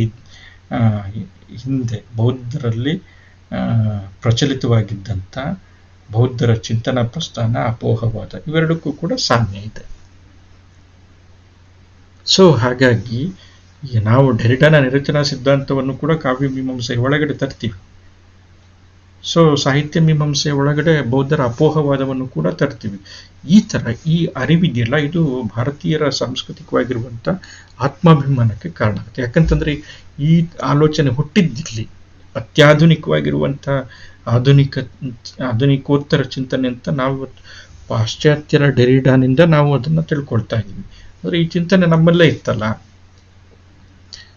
ತೌಲನಿಕ ಕಾವ್ಯ ಮೀಮಾಂಸೆಯ ಅಧ್ಯಯನದಿಂದ ಮಾತ್ರ ಇದು ಗೊತ್ತಾಗುತ್ತೆ, ಇಲ್ಲಾಂತಂದ್ರೆ ಗೊತ್ತಾಗೋದಿಲ್ಲ ನಮಗೆ. ಸೊ ಹಾಗಾಗಿ ಏನು ಅಂತಂದ್ರೆ ತೌಲನಿಕ ಕಾವ್ಯ ಮೀಮಾಂಸೆ ನಮ್ಮ ಸಾಂಸ್ಕೃತಿಕ ಆತ್ಮಾಭಿಮಾನಕ್ಕೆ ಕಾರಣ ಆಗುತ್ತೆ ಅನ್ನುವಂಥದ್ದು. ಇನ್ನೊಂದು ಅಂಶ ಹೇಳಬೇಕಾದ್ರೆ ತೌಲನಿಕ ಕಾವ್ಯ ಮೀಮಾಂಸೆಯ ಗುರಿ ಇದೆಯಲ್ಲ, ಇದು 2 ವಿಮರ್ಶಾ ಮಾರ್ಗಗಳು, 2 ಕಾವ್ಯ ಮೀಮಾಂಸೆಯ ಮಾರ್ಗಗಳು. ಕಾವ್ಯ ಮೀಮಾಂಸೆಯನ್ನು ವಿಮರ್ಶೆಯ ಅರ್ಥದಲ್ಲೂ ಕೂಡ ಬಳಸಲಾಗ್ತಾ ಇದೆ. ಸೊ ಈ ವಿಮರ್ಶೆ ಮಾರ್ಗಗಳು ಅಥವಾ ವಿಮರ್ಶಾ ಪ್ರಸ್ಥಾನಗಳು ಅಥವಾ ಮೀಮಾಂಸೆಯ ಪ್ರಸ್ಥಾನಗಳು, ಈ ಪರಿಕಲ್ಪನೆಗಳು ಅಥವಾ ಸಮಾನಾಂಶಗಳು ಅಥವಾ ಭಿನ್ನತೆಗಳು, ಇವುಗಳನ್ನ ಯಾಂತ್ರಿಕವಾಗಿ ಪಟ್ಟಿ ಮಾಡೋದೇನಲ್ಲ, ಬದಲಿಗೆ ಅಥವಾ ಆ ಕಂಪ್ಯಾರಿಸನಲ್ಲಿ, ಹೋಲಿಕೆಯಲ್ಲಿ ಬೇರೆ ಬೇರೆ ಪಾಶ್ಚಾತ್ಯ ಅಥವಾ ಸಂಸ್ಕೃತ ಅಥವಾ ಕನ್ನಡ ಕಾವ್ಯ ಮೀಮಾಂಸೆಗಳನ್ನ ನಾವು ಹೋಲಿಕೆ ಮಾಡಬೇಕಾದ್ರೆ ನಾವು ಅಲ್ಲಿರುವಂಥ ವಿಮರ್ಶಾ ಪ್ರಸ್ಥಾನಗಳು ಅಥವಾ ಅಲ್ಲಿರುವಂಥ ಪರಿಕಲ್ಪನೆಗಳು, ಅಲ್ಲಿರುವಂಥ ಪರಿಭಾಷೆಗಳು, ಇವುಗಳನ್ನೆಲ್ಲ ಸುಮ್ಮನೆ ಹೋಲಿಸ್ಬಿಟ್ಟು ಇಲ್ಲಿ ಸಮಾನ ಅಂಶಗಳಿಷ್ಟಿದೆ, ಭಿನ್ನಾಂಶಗಳಿಷ್ಟಿದೆ, ಇದನ್ನು ಹೋಲಿಕೆ ಮಾಡೋದು ಮಾತ್ರ ಅಲ್ಲ ಇದರ ಕೆಲಸ. ಮತ್ತು ಇನ್ನೊಂದು ಏನಂತಂದರೆ ಕಂಪ್ಯಾರಿಸನ್, ಸಮತೆ ಅಥವಾ ವಿಭಿನ್ನತೆ, ಇದರಲ್ಲಿ ಅಂದರೆ ಈ ಥರ ಅಂದರೆ ಇಲ್ಲಿ ಇಷ್ಟು ವಿಭಿನ್ನವಾಗಿರುವಂಥ ಅಂಶಗಳಿದೆ 2 ಕಾವ್ಯ ಮೀಮಾಂಸೆಗಳಲ್ಲಿ, ಈ 2 ಕಾವ್ಯ ಮೀಮಾಂಸೆಗಳಲ್ಲಿ ಸಮಾನವಾಗಿರುವಂಥ ಅಂಶಗಳಿದೆ, ಈ ಥರ ಹೇಳಿಬಿಟ್ಟು ಇದರಲ್ಲಿ ಸಮಾನ ಅಂಶಗಳಿಗಿಂತ ಹೆಚ್ಚಾಗಿ ವಿಭಿನ್ನ ಅಂಶಗಳು ಜಾಸ್ತಿ ಇದೆ ಅಥವಾ ಸಮಾನ ಅಂಶಗಳು ಜಾಸ್ತಿ ಇದೆ, ಅಥವಾ ಒಂದು ಕಾವ್ಯ ಮೀಮಾಂಸೆಯಲ್ಲಿ ಈ ಅಂಶಕ್ಕಿಂತ ಈ ಅಂಶವು ಉತ್ತಮವಾಗಿದೆ ಅಂತಂಥೇಳಿ ತಾರತಮ್ಯದಿಂದ ಅಂದರೆ ತಾರತಮ್ಯ ಮಾಡಬಹುದಾದಿರುವಂಥ ಸಾಧ್ಯತೆ ಇರುವಂಥ ಅಥವಾ ಮೌಲ್ಯಾತ್ಮಕವಾಗಿರುವಂಥ ನಿರ್ಣಯವನ್ನು ಮಾಡುವಂಥದ್ದನ್ನು ತೌಲನಿಕ ಕಾವ್ಯ ಮೀಮಾಂಸೆ ಮಾಡಲ್ಲ. ಅದು ಹೇಳುತ್ತೆ ಏನು ಅಂತಂತಂದ್ರೆ ಸಮಾನಾಂಶಗಳು ಇದ್ದಾವೆ, ಭಿನ್ನಾಂಶಗಳು ಕೂಡ ಇದೆ ಹೇಳ್ತಾ ಇದೆ. ಆದರೆ ಒಂದು ಮತ್ತೊಂದಕ್ಕಿಂತ ಉತ್ತಮ ಅಥವಾ ಶ್ರೇಷ್ಠ ಅಥವಾ ಮತ್ತೊಂದಕ್ಕಿಂತ ಮೌಲ್ಯಯುತ ಅನ್ನುವಂಥದ್ದನ್ನು ಹೇಳೋದಕ್ಕೆ ಹೋಗಲ್ಲ. ಯಾಕೆ ಅದು ಆ ಥರ ಆಗಿದೆ ಅನ್ನುವಂಥದ್ರ ಬಗ್ಗೆ ಅದರ ಆಸಕ್ತಿ. ಸೊ ಹಾಗಾಗಿ ಏನಂತಂದ್ರೆ ಮೌಲ್ಯಾತ್ಮಕ ನಿರ್ಣಯವನ್ನು ಕೊಡೋದಕ್ಕೆ ಹೋಗೋದಿಲ್ಲ. ಬದಲಿಗೆ ಅದೇನು ಮಾಡುತ್ತೆ ಅಂತಂತಂದರೆ, ಸಮಾನ ವಿಮರ್ಶಾ ಮಾರ್ಗಗಳು ಮತ್ತು ಚಿಂತನೆಗಳು ಬೆಳೆದು ಬರೋದಕ್ಕೆ ಕಾರಣವಾಗಿರುವಂಥ, ಅಂದರೆ ಇಷ್ಟು ಸಮಾನ ಅಂಶಗಳಿದೆ, ಕೆಥಾರ್ಸಿಸ್ ಅನ್ನುವಂಥ ಸಮಾನ ಅಂಶ ಅಲ್ಲಿದೆ, ನಮ್ಮಲ್ಲಿ ರಸ ಅನ್ನುವಂಥದ್ದಿದೆ, ಅಲ್ಲಿ ಡೆಕರಮ್ ಇದೆ, ಇಲ್ಲಿ ಔಚಿತ್ಯ ಇದೆ, ಅಲ್ಲಿ ಇದು ರೂಪನಿಷ್ಠ ವಿಮರ್ಶೆ ಇದೆ, ಇಲ್ಲಿ ಧ್ವನಿ ಇದೆ, ಅಲ್ಲಿ ಮಾನಸಿಕ ದೂರ ಅನ್ನುವಂಥದ್ದು ಎಡ್ವರ್ಡ್ ಬುಲ್ಲೋ ಪ್ರತಿಪಾದಿಸಿರುವಂಥದ್ದು ಇದೆ, ನಮ್ಮಲ್ಲಿ ಅಭಿನವ ಗುಪ್ತ ಹೇಳಿರುವಂಥ ಸಾಧಾರಣೀಕರಣ ಇದೆ, ಅಲ್ಲಿ ನಿರಚನಾ ಸಿದ್ಧಾಂತ ಇದೆ, ನಮ್ಮಲ್ಲಿ ಬೌದ್ಧರ ಅಪೋಹವಾದ ಇದೆ. ಈ ಥರ ಹಿಂಗೆ ಪಟ್ಟಿ ಮಾಡ್ಕೊಂಡು ಹೋಗೋದಲ್ಲ. ಬದಲಿಗೆ ಈ ಥರದ ಸಮಾನವಾಗಿರುವಂಥ ಅಂಶಗಳು ಅಥವಾ ಸಮಾನವಾಗಿರುವಂಥ ಪರಿಕಲ್ಪನೆ ಅಥವಾ ಸಮಾನವಾಗಿರುವಂಥ ವಿಮರ್ಶಾ ಮಾರ್ಗಗಳು ಮತ್ತು ಈ ಚಿಂತನೆಗಳು ಬೆಳೆದು ಬರೋದಕ್ಕೆ ಕಾರಣವಾಗಿರುವಂಥ ಸಾಮಾಜಿಕ ಸಾಂಸ್ಕೃತಿಕ ರಚನೆಗಳು, ಇವುಗಳನ್ನು ಗುರುತಿಸಿ ಅವುಗಳ ವಿಶ್ಲೇಷಣೆಯನ್ನು ಮಾಡುವಂಥದ್ದಿದೆಯಲ್ಲ, ಇದು ತುಂಬ ಮುಖ್ಯ. ಬದಲಾಗಿ ಅವುಗಳ ಮೌಲ್ಯ ವಿವೇಚನೆ ಮಾಡಿ ಇದು ಶ್ರೇಷ್ಠ ಅಥವಾ ಮತ್ತೊಂದು ಅದಕ್ಕಿಂತ ಒಂದು ಸ್ವಲ್ಪ ಕನಿಷ್ಠ, ಇನ್ನೊಂದು ಅದಕ್ಕಿಂತ ಇನ್ನೂ ಸ್ವಲ್ಪ ಅಧಮಯುತವಾಗಿರುವಂಥದ್ದು, ಹೀಗೆ ಹೇಳುವಂಥದ್ದು ಉದ್ದೇಶ ತೌಲನಿಕ ಸಾಹಿತ್ಯ ಅಧ್ಯಯನಕ್ಕಿಲ್ಲ, ಅಥವಾ ತೌಲನಿಕ ಕಾವ್ಯಮೀಮಾಂಸೆಯ ಅಧ್ಯಯನದ ಬಗೆಗಿಲ್ಲ.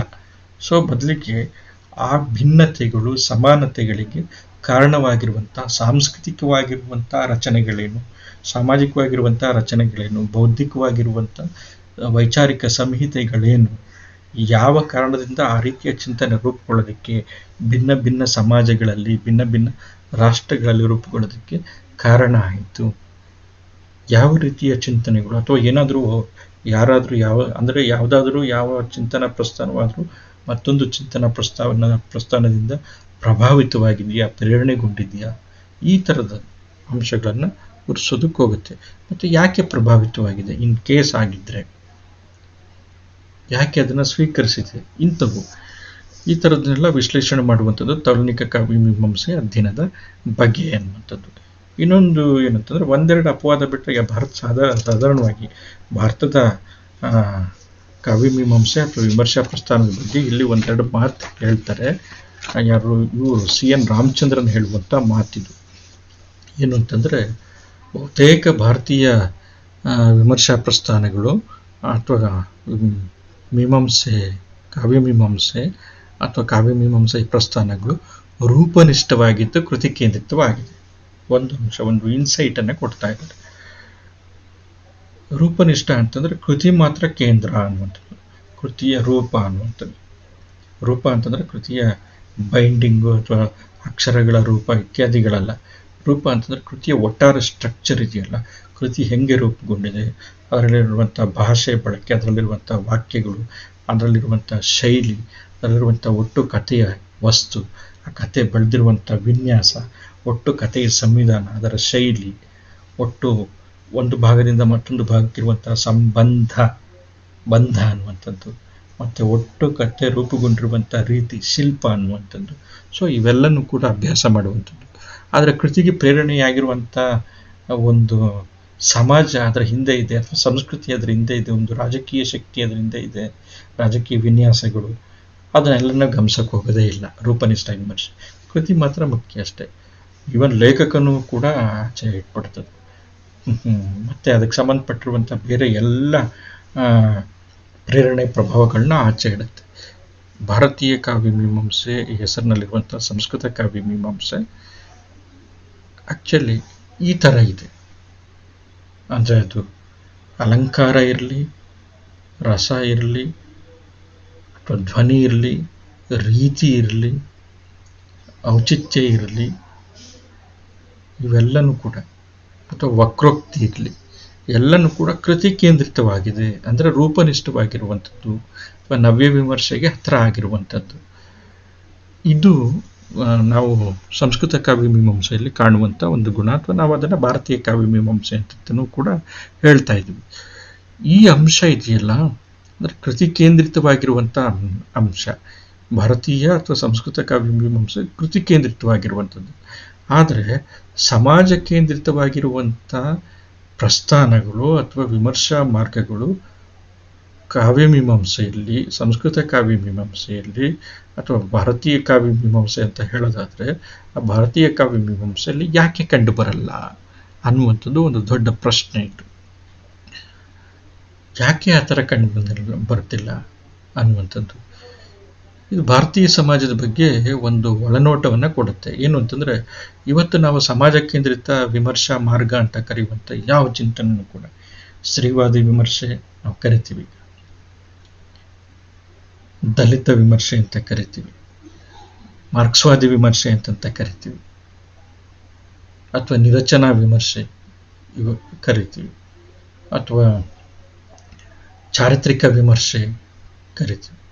ಸೊ ಇವೆಲ್ಲನೂ ಕೂಡ ಏನು ಅಂತಂತಂದರೆ ಸಮಾಜ ಕೇಂದ್ರಿತ ವಿಮರ್ಶೆಗಳು.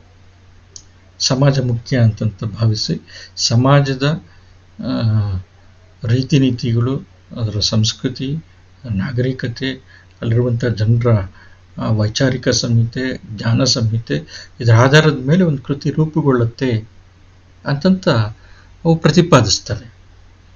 ಹಾಗಾಗಿ ಕೃತಿಯನ್ನು ಅಧ್ಯಯನ ಮಾಡಬೇಕಾದ್ರೆ ಅದರ ಹಿನ್ನೆಲೆಯಲ್ಲಿರುವಂಥ ಒಂದು ಸಾಂಸ್ಕೃತಿಕ ಪರಿಸರ, ರಾಜಕೀಯ, ಆರ್ಥಿಕ, ಸಾಮಾಜಿಕವಾಗಿರುವಂಥ ಪರಿಸರ, ಇವನ್ನೆಲ್ಲನೂ ಕೂಡ, ಮತ್ತು ಲೈಂಗಿಕವಾಗಿರುವಂಥ ಲಿಂಗಭೇದ, ಇವನ್ನೆಲ್ಲನೂ ಕೂಡ ಅಭ್ಯಾಸ ಮಾಡಬೇಕಾಗತ್ತೆ. ಇಂತಹ ಸಮಾಜ ಕೇಂದ್ರಿತ ವಿಮರ್ಶೆ ಅನ್ನುವಂಥದ್ದು ಯಾಕೆ ಭಾರತೀಯ ಕಾವ್ಯಮೀಮಾಂಸೆಯಲ್ಲಿ ಅಥವಾ ಸಂಸ್ಕೃತ ಕಾವ್ಯಮೀಮಾಂಸೆಯಲ್ಲಿ ಕಂಡು ಬರ್ತಿಲ್ಲ ಅನ್ನುವಂಥದ್ದು ಇಡೀ ಭಾರತ ಸಮಾಜದ ಬಗ್ಗೆನೇ ಒಂದು ಒಳನೋಟ ಕೊಡೋದಕ್ಕೆ ಸಾಧ್ಯ ಇದೆ ಅಂತಂತ ಹೇಳ್ತಾರೆ.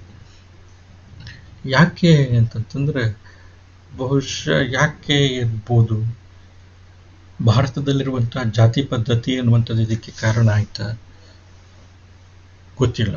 ಅಥವಾ ಸಮಾಜ ಧರ್ಮ ಅನ್ನುವಂಥದ್ದು ಪ್ರತಿಪಾದಿಸ್ಕೊಂಡು ಬಂದಿರುವಂಥ ತರತಮತೆಗಳು, ಅಥವಾ ಬೌದ್ಧಿಕ ವರ್ಗ ಇಂಥ ಕೆಲಸಗಳನ್ನು ಮಾಡಬೇಕು ಅನ್ನುವಂಥದ್ದು ಮಾತ್ರ, ಅಂದರೆ ಬೌದ್ಧಿಕವಾಗಿರುವಂಥ ಕೆಲಸ ಮಾತ್ರ ಮಾಡಬೇಕು, ಸಮಾಜಕ್ಕೂ ತನಗೂ ಯಾವ ಸಂಬಂಧ ಇಲ್ಲ ಅನ್ನುವಂಥ ಏನಾದರೂ ಚಿಂತನೆ ಇದಕ್ಕೆ ಕಾರಣ ಆಯಿತಾ, ಇದನ್ನು ವಿದ್ವಾಂಸರು ಹೇಳಬೇಕಾಗಿರುವಂಥದ್ದು. ಸೊ ಯಾಕೆ ಯಾವ ಚಿಂತನೆಯ ಪ್ರಸ್ಥಾನವೂ ಕೂಡ ಸಮಾಜ ಕೇಂದ್ರಿತವಾಗಿ ಮಾತಾಡಲ್ಲ ಭಾರತೀಯ ವಿಮರ್ಶಾ ಪ್ರಸ್ಥಾನಗಳು, ಅಥವಾ ಭಾರತೀಯ ಚಿಂತನಾ ಪ್ರಸ್ಥಾನಗಳು, ಅಥವಾ ಭಾರತೀಯ ಕಾವ್ಯಮೀಮಾಂಸೆ ಅಥವಾ ಸಂಸ್ಕೃತ ಕಾವ್ಯಮೀಮಾಂಸೆ ಯಾಕೆ ಸಮಾಜ ಪರವಾಗಿರುವಂಥ ಮಾತುಗಳನ್ನು ಆಡೋದಿಲ್ಲ ಅಥವಾ ಪ್ರಸ್ಥಾನವನ್ನು ಬೆಳೆಸಿಲ್ಲ ಅನ್ನುವಂಥದ್ದು ಭಾರತೀಯ ಸಮಾಜದ ಬಗ್ಗೆ ಮುಖ್ಯವಾಗಿರುವಂಥ ಒಂದು ಒಳನೋಟವನ್ನು ಕೊಡುತ್ತೆ ಅಂತ ತಂದ್ಬಿಟ್ಟು CN ರಾಮಚಂದ್ರನ್ ಹೇಳ್ತಾರೆ. ಒಟ್ಟಾರೆ ಹೀಗೆ ತೌಲನಿಕ ಕಾವ್ಯಮೀಮಾಂಸೆ ಅನ್ನುವಂಥದ್ದು, ತೌಲನಿಕ ಸಾಹಿತ್ಯದ ಅಧ್ಯಯನದ ಬಗೆಯಲ್ಲಿ ಈ ತೌಲನಿಕ ಕಾವ್ಯಮೀಮಾಂಸೆ ಅನ್ನುವಂಥದ್ದು ಇದೆಯಲ್ಲ, ವಿಶ್ವದ ಬೇರೆ ಬೇರೆ ಕಡೆ ಅಸ್ತಿತ್ವದಲ್ಲಿರುವಂಥ ಕಾವ್ಯಮೀಮಾಂಸೆಯ ಪರಿಕಲ್ಪನೆಗಳನ್ನು ಒಟ್ಟಿಗೆ ತರುತ್ತೆ, ಅದು ಸಾದೃಶ್ಯ ವೈದೃಶ್ಯಗಳನ್ನು ಅಭ್ಯಾಸ ಮಾಡುತ್ತೆ, ಆಮೇಲೆ ಅದಕ್ಕೆ ಕಾರಣವಾಗಿರುವಂಥ ಅಂಶಗಳನ್ನು ಅಭ್ಯಾಸ ಮಾಡುತ್ತೆ, ಅದಕ್ಕಿರುವಂಥ ಪ್ರೇರಣೆ ಪ್ರಭಾವಗಳನ್ನು ಅಭ್ಯಾಸ ಮಾಡುತ್ತೆ. ಹೀಗೆ ಮಾಡ್ತಾನೆ ಆ ಕಾವ್ಯಮೀಮಾಂಸೆಯ ಸಾಮ್ಯತೆ, ವಿಭಿನ್ನತೆಗಳು, ಹೊಸತನಗಳು, ಆಮೇಲೆ ಅದರ ಮರುರೂಪಗಳು, ಅಥವಾ ಅದನ್ನು ಆ ಸಾಮ್ಯತೆ ವೈಷಮ್ಯಗಳಲ್ಲಿರುವಂಥ ವ್ಯತ್ಯಾಸಗಳು, ಇವುಗಳ ಹಿಂದಿರುವಂಥ ತಾತ್ವಿಕ, ಸಾಂಸ್ಕೃತಿಕ ಮತ್ತು ಸಾಮಾಜಿಕವಾಗಿರುವಂಥ ಸಾಹಿತ್ಯಿಕವಾಗಿರುವಂಥ ಗ್ರಹಿಕೆಗಳನ್ನು ಅರ್ಥ ಮಾಡ್ಕೊಳ್ಳೋದಕ್ಕೆ ಈ ತೌಲನಿಕ ಕಾವ್ಯಮೀಮಾಂಸೆ ಬಹುತೇಕ ಪ್ರಯತ್ನ ಪಡುತ್ತೆ. ಇದು ತೌಲನಿಕ ಕಾವ್ಯಮೀಮಾಂಸೆಯ ಅಧ್ಯಯನದ ಬಗೆ ಇತ್ತು. ಇಲ್ಲಿ ತೌಲನಿಕ ಸಾಹಿತ್ಯದ ಅಧ್ಯಯನದಲ್ಲಿ, ಆ ಅಧ್ಯಯನ ಕ್ಷೇತ್ರದಲ್ಲಿ ತೌಲನಿಕ ಕಾವ್ಯಮೀಮಾಂಸೆ ಈ ಕೆಲಸಗಳನ್ನು ಮಾಡುವಂಥ ಒಂದು ಅಧ್ಯಯನದ ಬಗೆಯಾಗಿ ಇವತ್ತು ತೌಲನಿಕ ಅಧ್ಯಯನಕಾರರು ಅಭ್ಯಾಸ ಮಾಡ್ತಾ ಇದ್ದಾರೆ. ಸೊ ಇದು ಅತ್ಯಂತ ಮುಖ್ಯವಾಗಿರುವಂಥದ್ದು. ಯಾಕೆಂತಂದರೆ ತೌಲನಿಕ ಕಾವ್ಯಮೀಮಾಂಸೆ ಜ್ಞಾನದ ಅತ್ಯುನ್ನತವಾಗಿರುವಂಥ ಒಂದು ಕ್ಷೇತ್ರ. ಈ ಕ್ಷೇತ್ರದಲ್ಲಿ ಅತ್ಯುತ್ತಮವಾಗಿರುವಂಥ ಪಂಡಿತರು, ಅತ್ಯುತ್ತಮವಾಗಿರುವಂಥ ವಿದ್ವಾಂಸರು ಇಲ್ಲಿ ಆ್ಯಕ್ಚುಲಿ ಕೆಲಸ ಮಾಡ್ತಾರೆ. ಇಂಥ ಒಳನೋಟಗಳನ್ನು ನೋಡಿ, ಅತ್ಯಂತ ಮುಖ್ಯವಾಗಿರುವಂಥ ಒಂದು ನಾವು ಯೋಚನೆ ಮಾಡಬೇಕಾಗಿರುವಂಥದ್ದು CN ರಾಮಚಂದ್ರನ್ ಹೇಳ್ತಿರುವಂಥದ್ದು, ಸಮಾಜಮುಖಿಯಾಗಿರುವಂಥ ಚಿಂತನೆ ಯಾಕೆ ಬರಲಿಲ್ಲ ಇಲ್ಲಿ ಅನ್ನುವಂಥದ್ದು ಇವತ್ತಿಗೂ ಕೂಡ ನಾವು ಕೇಳ್ಕೊಳ್ಬೇಕಾಗಿರುವಂಥ ಪ್ರಶ್ನೆ. ಉತ್ತರಗಳು ಬೇರೆ ಬೇರೆ ಆಗಿರ್ಬೋದು. ಬೇರೆ ಬೇರೆ ರೀತಿಯ ಉತ್ತರಗಳು ಸಿಗೋದಕ್ಕೆ ಸಾಧ್ಯ ಇದೆ. ಆದರೆ ಒಂದು ಹೊಸ ಅರಿವು ಮೂಡೋದಕ್ಕೆ ಸಾಧ್ಯ ಇದೆ. ಅದನ್ನು ಕೂಡ ನಾವು ಹೊಸ ಅರಿವು ಅಂದರೆ ಭಾರತೀಯ ಸಮಾಜದ ಬಗ್ಗೆ ಒಂದು ಹೊಸ ಗ್ರಹಿಕೆ, ಭಾರತೀಯ ಸಂಸ್ಕೃತಿ ಅಥವಾ ಇಲ್ಲಿರುವಂಥ ಧರ್ಮ, ಇಲ್ಲಿರುವಂಥ ಜಾತಿ, ಇಲ್ಲಿರುವಂಥ ರಾಜಕೀಯ ವ್ಯವಸ್ಥೆ, ಇಲ್ಲಿರುವಂಥ ನೈತಿಕತೆಯ ಗ್ರಹಿಕೆ, ಒಟ್ಟು ಇಲ್ಲಿರುವಂಥ ನೀತಿ ನಿಯಮಗಳು, ವಿಧಿ ನಿಷೇಧಗಳು, ಸಂಪ್ರದಾಯಗಳು, ಇದೆಲ್ಲದರ ಬಗ್ಗೆ ಮರುಚಿಂತನೆ ಮಾಡೋದಕ್ಕೆ ಇದು ಆಸ್ಪದ ಮಾಡಿಕೊಡುತ್ತೆ. ಸೊ ಹಾಗಾಗಿ ಸಮಾಜಮುಖಿಯಾಗಿರುವಂಥ ವಿಮರ್ಶೆ ಯಾಕೆ ಬರಲಿಲ್ಲ ಅನ್ನೋದು ಅತ್ಯಂತ ದೊಡ್ಡ ಮತ್ತು ಅತ್ಯಂತ ಮುಖ್ಯವಾಗಿರುವಂಥ ಪ್ರಶ್ನೆ. ಭಾರತೀಯ ಕಾವ್ಯಮೀಮಾಂಸೆಗೆ ಸಂಬಂಧಪಟ್ಟಂಗೆ ಅಥವಾ ಸಂಸ್ಕೃತ ಕಾವ್ಯಮೀಮಾಂಸೆಗೆ ಸಂಬಂಧಪಟ್ಟಂಗೆ.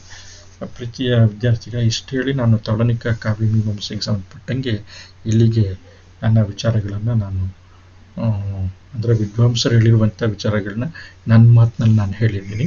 ಅದನ್ನು ನಾನು ಇಲ್ಲಿಗೆ ನಿಲ್ಲಿಸ್ತೀನಿ. ನಿಮಗೆ ಬಹುತೇಕ ಅರ್ಥ ಆಗಿದೆ ಅಂತ ನಾನು ಭಾವಿಸ್ತೇನೆ. ಅರ್ಥ ಆಗಿಲ್ಲ ಅಂತ ಮತ್ತೊಂದು ಸತಿ ಓದಿ ಮತ್ತೆ ಮತ್ತೊಂದು ಸತಿ ಗಮನಿಸಿ, ಮತ್ತೆ ಗೊತ್ತಾಗಿಲ್ಲ ಅಂತಾರೆ ನನ್ನ ಸಂಪರ್ಕಿಸಿ. ಮತ್ತು ಏನು ಅಂತಂತಂದರೆ ಆರೋಗ್ಯ ಅನ್ನುವಂಥದ್ದು ಮುಖ್ಯವಾಗಿರುವಂಥದ್ದು. ಅದ್ರ ಬಗ್ಗೆ ಎಚ್ಚರ ಇರಲಿ, ಕಾಳಜಿ ಇರಲಿ. ಮತ್ತು ನಿಮ್ಮನ್ನು ನಂಬ್ಕೊಂಡಿರುವಂಥ ನಿಮ್ಮ ಪ್ರೀತಿ ಪಾತ್ರರಾಗಿರುವಂಥ ತಂದೆ ತಾಯಿಗಳು, ಅಕ್ಕ ತಂಗಿಯರು, ಅಣ್ಣ ತಮ್ಮಂದರು ಇವ್ರ ಬಗ್ಗೆ ಕಾಳಜಿ ವಹಿಸಿ ಎಚ್ಚರಿಕೆಯಿಂದ ಇರಿ. ಒಳ್ಳೆಯದಾಗಲಿ ಎಲ್ಲರಿಗೂ ಕೂಡ. ನಮಸ್ಕಾರ.